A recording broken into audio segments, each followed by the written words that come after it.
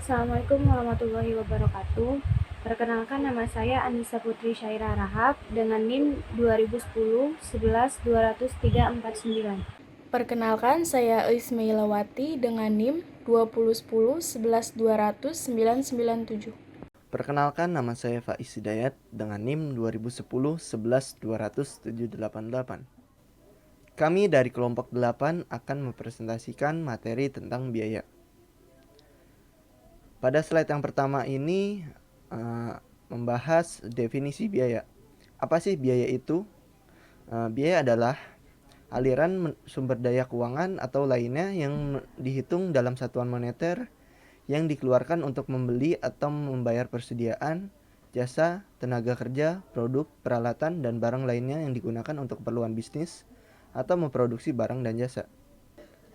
Terdapat dua karakteristik penting yang melekat pada makna biaya, yaitu yang pertama ada aliran keluar atau penurunan aset, yang kedua akibat kegiatan yang membentuk operasi utama yang menerus. Maksud dari yang pertama ini adalah untuk dapat mengatakan bahwa biaya timbul harus terjadi transaksi atau kejadian yang menurunkan aset atau menimbulkan aliran keluar aset atau sumber ekonomi. Aset dalam hal ini harus diartikan sebagai semua aset perusahaan sebagai satu kesatuan. Dan demikian konsumsi atau pemakaian aset atau manfaat ekonomi harus diartikan bahwa manfaat ekonomi aset telah habis karena melekat pada barang jasa yang telah diserahkan dari kesatuan usaha, sehingga kesatuan usaha tidak menguasai lagi manfaat tersebut. Yang kedua ini, yang dimaksud dengan kegiatan utama adalah kegiatan penciptaan pendapatan laba yang direpresentasi dalam kegiatan memproduksi barang atau menyerahkan jasa. Sebagaimana berlaku untuk pendapatan, pengertian operasi menunjuk kegiatan operasi yang merupakan elemen statement aliran arus kas, yaitu operating atau operasi, investing atau investasi, dan financing atau pendanaan. Biaya adalah penurunan aset yang berkaitan dengan operasi, bukan dengan investasi dan pendanaan. Selanjutnya ini membahas definisi biaya menurut KAM adalah kenaikan biaya. Maksud dari KAM ini adalah bila barang dan jasa telah dimanfaatkan oleh perusahaan, tetapi perusahaan tidak mengakuinya sebagai aset sebelumnya, atau perusahaan belum mengakui kewajiban atas penggunaan barang dan jasa yang dikuasai pihak lain, perusahaan mempunyai keharusan untuk membayar atau melakukan pengorbanan sumber ekonomi di masa datang sehingga kewajiban ini timbul. Selanjutnya membahas aliran fisis atau moneter. Di sini dibagi menjadi dua, yaitu yang pertama menurut FASB dan yang kedua menurut KAM 1990.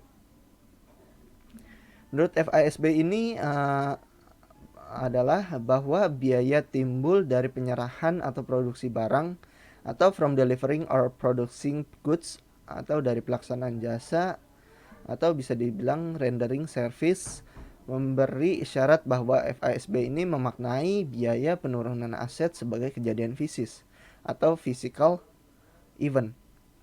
Dan yang kedua ini menurut KAM adalah biaya merupakan kejadian moneter, yaitu perubahan nilai aset, kewajiban atau ekuitas.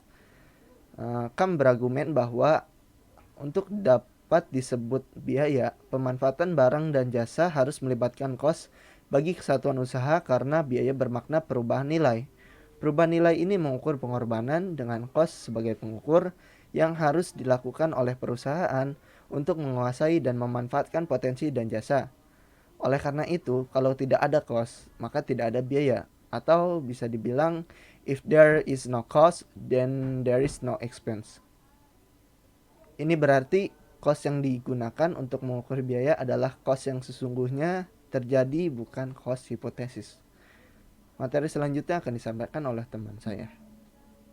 Biaya versus rugi ada 3, yaitu yang pertama, IAI atau IASC tidak mendefinisi rugi sebagai elemen yang terpisahkan dengan biaya. Yang kedua, rugi dicakupi dalam satu definisi biaya. Dan yang terakhir, FASB memisahkan biaya dan rugi sebagai elemen yang berdiri sendiri.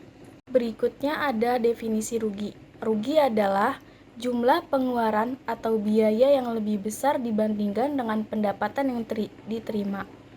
Makna yang terkandung dalam definisi rugi ini ada 3. Yang pertama, penurunan ekuitas bersih. Yang kedua, periferal atau insidental. Selanjutnya ada karakteristik sumber rugi. Yang pertama ada periferal atau insidental. Contohnya adalah penjualan investasi dalam surat-surat berharga. Yang kedua ada transfer non timbal balik. Contohnya di sini adalah pencurian dan pembayaran ganti rugi dari kekalahan dalam perkara tuntutan hukum.